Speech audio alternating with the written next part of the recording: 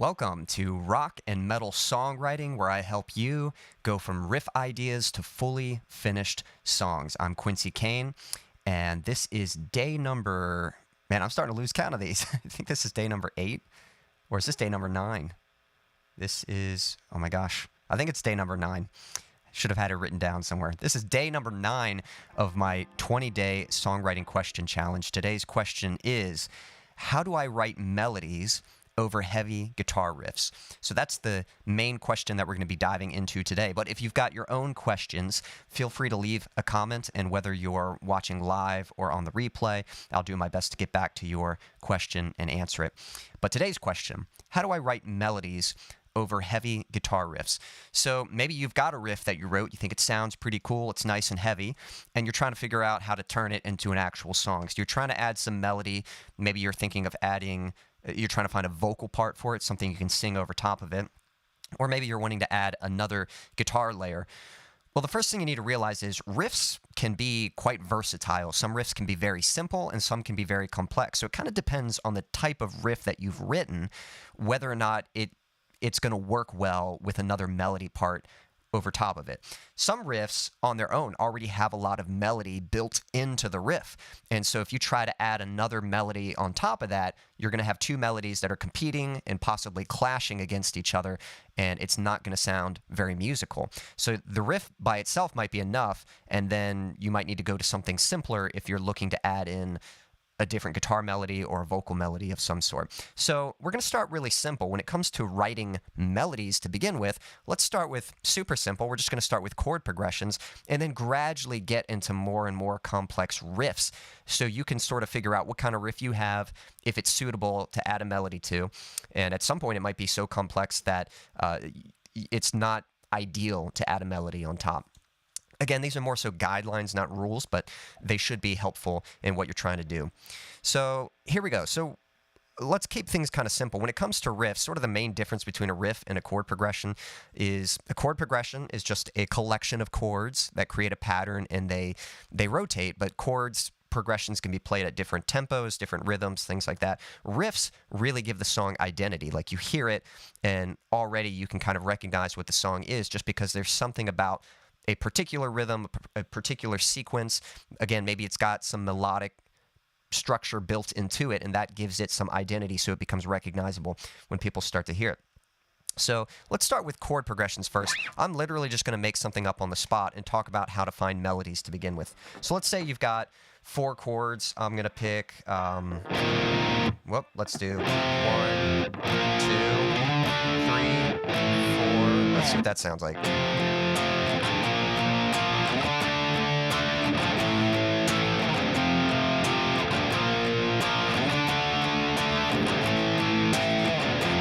Okay, so let's say that's our chord progression. How do we even begin adding a melody? The first thing I always do, you can either sing over top of it as you're playing, or you're going to want to record it and then sing over top of that recording. So you could just play that and just kind of loop it, and you're just fishing around for notes. Try some lower notes, try some higher notes, and try coming in at different times. Try coming in a little early before the beat, try coming in after the beat, or try coming right on the beat. But basically, we're just fishing for those notes that make us go, ooh, I like the way that sounded. Okay, so I'll kind of demonstrate real quick if I'm just kind of looping this chord progression. Let's try coming in on the beat. Ready, go. I missed it. So ready, go. Da, da, da, da, da, da. Not really feeling that.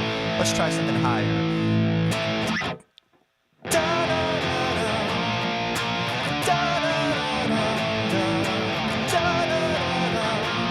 And if I'm like, I don't really like it on the downbeat, okay, well, maybe try coming in a little after. So 1, 2, ready, go. It's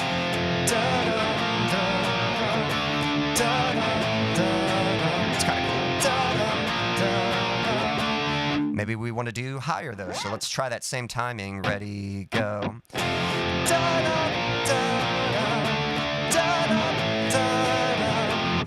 And so we're just fishing around, and we're looking for those notes that kind of make us go, ooh, hey, I liked that. And then it's just a matter of playing with different combinations. And quick shout out, we had someone tune in. Playush. I don't know if I can read your username. And but I appreciate you tuning in. If you have any questions, feel free to ask. But right now I'm just breaking down how do we add melody on top of our riffs. So I'm starting with a simple chord progression here, just 4 chords. So we're not quite in a riff yet, but we're going to get into more complicated riffs.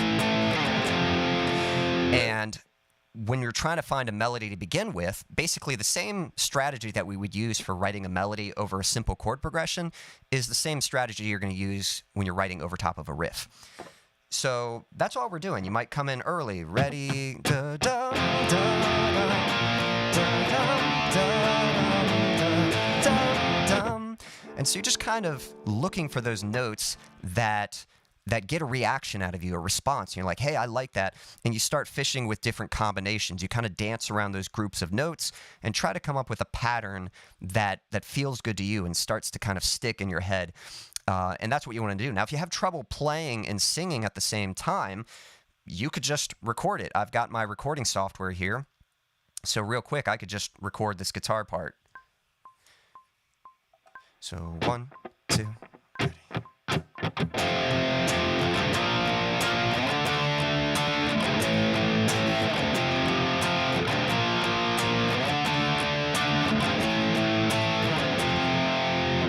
So I just recorded that. And then we can listen to it back. Here's the recording. So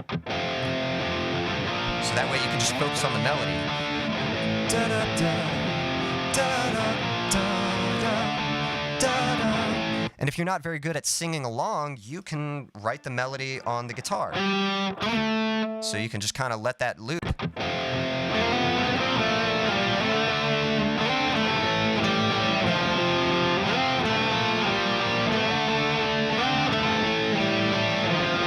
And you could put that on a loop and let that play over and over and just kind of fish around for those notes that feel good and you feel like they fit good with the piece of music that you've written. And you don't have to have recording software. Something as simple as your phone can be a great tool. Some kind of recording app or voice memo app, I use it all the time. So you just hit record. And again, it might just be your guitar, not even the distortion. Just...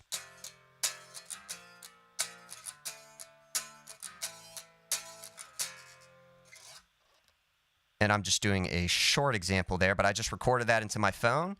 So then here I've got it. Ideally, you'd want to record this for a good either, minute or so, or you'd want to put it on a loop so it keeps playing. But and again, it might just be your guitar, not even the distortion. Just da da da dum da dum.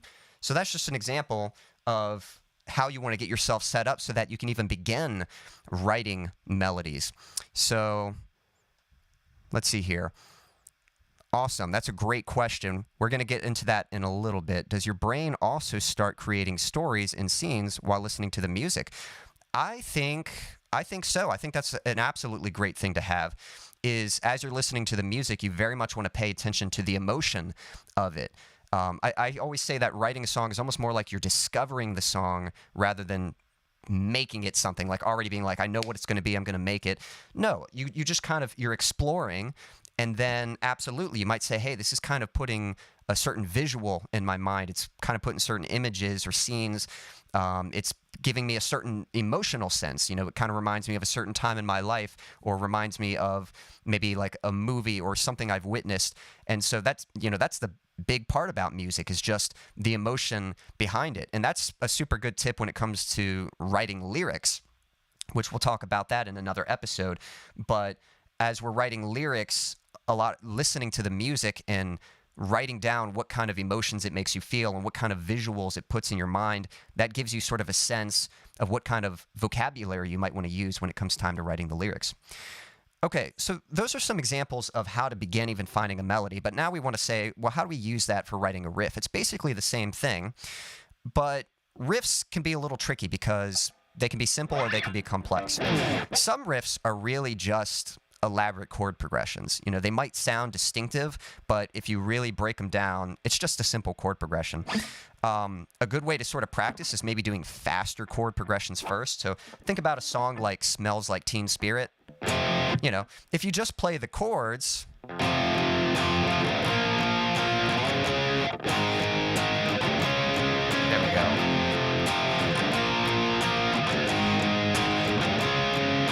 you might not even recognize that as Smells Like Teen Spirit, but the moment I changed the rhythm, even though I was playing the same chords, that rhythm and that timing gave it its identity. That's when you start to say, oh, hey, that Smells Like Teen Spirit. You start to recognize it as the song it is. It's really just 4 chords, but it's a faster change. You're not lingering on those chords for so long. Same thing with a song like Miss Murder by AFI. So you can practice writing melodies over top of these faster chord changes, and we're starting to get a little more similar to a riff. But now when it comes to an actual riff, like I said, some riffs are really just elaborate chord progressions. So a very popular classic rock song is Back in Black.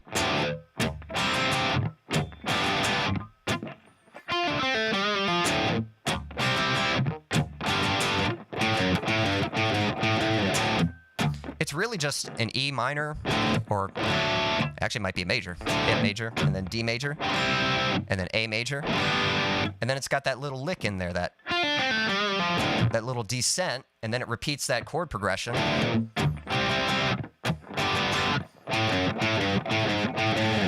So just because there's a little more notation going on doesn't mean you can't treat that like the other songs. It's basically just...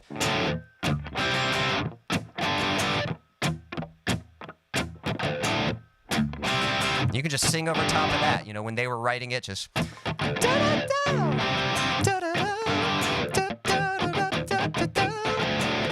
know, you could just kind of sing over top of that, and then you could still have your actual riff in there. But it's basically functions the same way as a regular chord progression. Another good example is a band like Chevelle. Whoops, sorry. I'm going to go to drop tuning. So a song like The Red.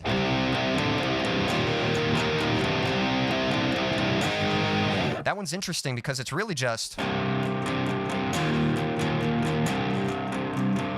Like, that's the chords. Got that chord, this one, back, and this one. The only thing that really turns it into a riff is that simple little...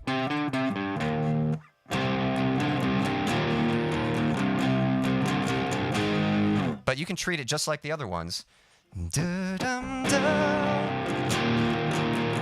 Da-dum, da, da, da. So you can sing over top of it the same way you would, just like any other song. Let's see here. What kind of music feels the most you? Or, hey, can you introduce yourself a little? If you'd like to. If you mean the most you, I mean, I like a lot of different styles of music, if that's kind of what you're asking. Or I don't know if you're asking for yourself. It's just whatever music kind of gets an emotional reaction out of you and draws you to it. The methods I'm teaching here can apply to any style of rock and metal. For me personally, I like a lot of alternative rock and metal bands. I like stuff like Chevelle, Flyleaf. I like really heavy stuff like the Faceless or Extol. I like, you know, metalcore bands like Killswitch Engage. So that, you know, definitely anything from like the 2000s is probably going to be kind of the sweet spot for me. But I like older stuff from the 90s and before that. And I like bands afterwards. So, but definitely kind of that alternative metal, hard rock, metalcore, emo kind of stuff. I like that sort of things. But the concepts I'm teaching here are going to apply to any kind of songwriting. So really, whatever style of music is the most you, you can apply these concepts to the kind of music that you like to write. So let's see here. Yeah, and another example. So now we're starting to get into more riff territory. So maybe you've got a chord progression, but you're just adding a simple little transition to go from one chord to another chord, and it starts to sound more like a riff. It starts to take on its own identity and not just be a random collection of chords. I think of a song like Iron Man. Or sorry.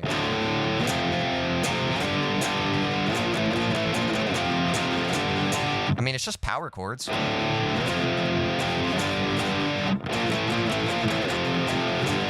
But again, they're played quickly, and they're played in a fashion that gives them a sense of melody, gives them a sense of identity, so that it's recognizable. And the melody that they write for that song, they just follow the movement of the chords. The melody's literally matching the riff. I am Iron Man. I don't know all the words to that song, but I know the melody is just following that. So that might be a good way to start off if you can write a simple melody and just have your vocals follow, or you know, have a riff that has sort of a melody with it and write a melody that matches that riff. That can be a good way to start. Now, I do caution you to use that. I think a lot of people sometimes will write, a lot of beginners will write music and they'll focus too much on trying to match the notes that are already there, when a lot of times what makes melodies interesting are finding notes that harmonize with what's happening there. Notes that basically notes that fit, they sound good, but they're not an exact match of what's already there. It's something that complements or adds another layer of interest to the music. From there, we might start getting into, again, slightly more musical stuff. If you're looking at, say, a simple riff, just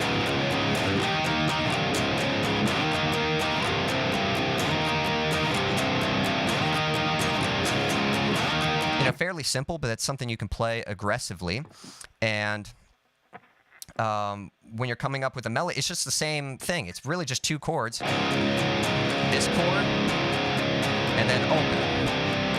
And so the only thing that's really giving it the identity of a riff is just by adding that one simple note that you slide up to. And that's what makes it a little more distinguishable and not just a regular chord progression. But the process for writing a lyric is just like anything else. You just kind of sing over top. You just kind of sing over top of it, looking for those notes that get a response out of you. Let's see here. And then a lot of times, I think a lot of popular songs, sometimes you hear a very iconic riff, and you almost get the impression that the riff is playing the whole time, when actually the riff might just be an introduction to the song, and then when the actual singing starts, it settles into something simpler.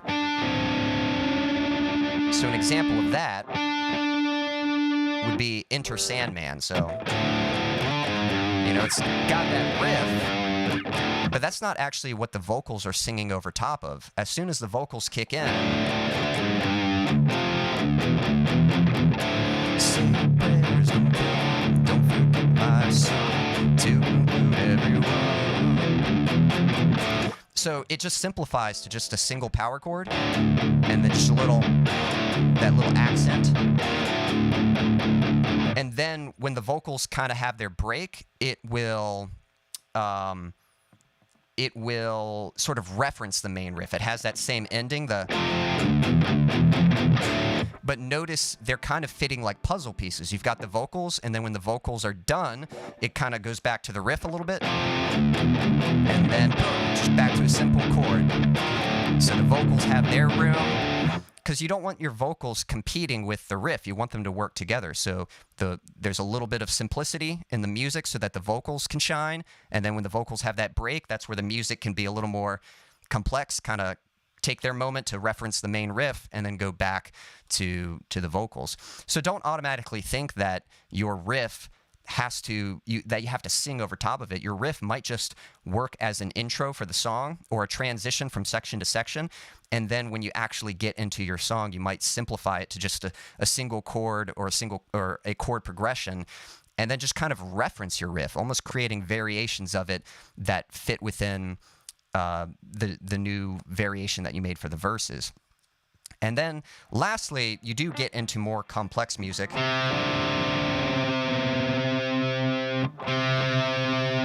So you can sing over top of riffs. So say you have something more like, you can sing over top of something like that.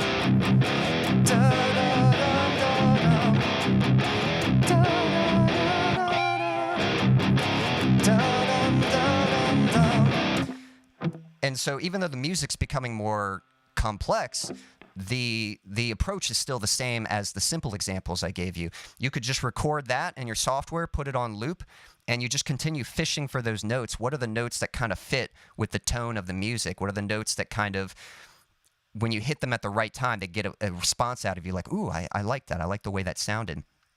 And you can write some pretty complex music. Again, if you're into more technical music, you can have something. And I think as you're writing more technical music, what you're looking for is what's kind of the main note that it's revolving around. So even though it's doing a lot there, it's really just hovering around that note right there. So any kind of melody, I am walking alone. You know, if that fits there, it's probably going to fit with the whole riff. I am walking alone, no one beside me.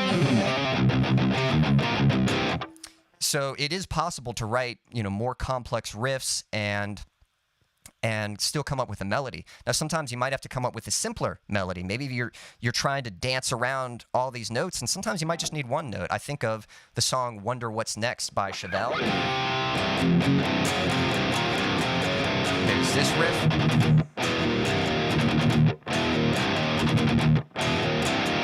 And that particular riff, he's still singing. It sometimes feels like a burning. I want to succeed. But he's only dun dun dun dun dun dun dun dun. He's only staying on one note as that riff plays. So don't automatically think that your melody has to be complicated. If you've already got a fairly complicated riff, maybe you just need to find like one good note or two good notes and just kind of hover on those notes as you're singing over top of the melody part that you're playing. And then eventually you might get into very complex riffs. You know, if you're playing stuff like, you know,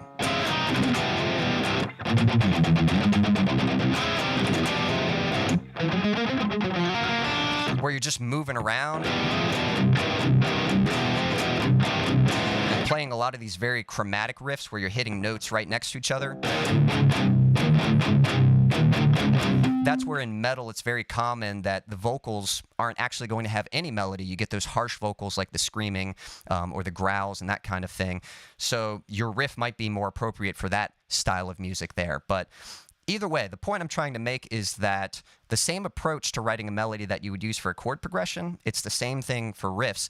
And you really just need to discern, does this riff have enough room to add another melody to sing over top of it, or are the two melodies competing for each other? Do I need to maybe write another part of music where there can actually be a melody and let this riff work as just an intro or a transition from section to section? So I hope that helps out. I see there's just a couple more questions in there. What guitars do you have?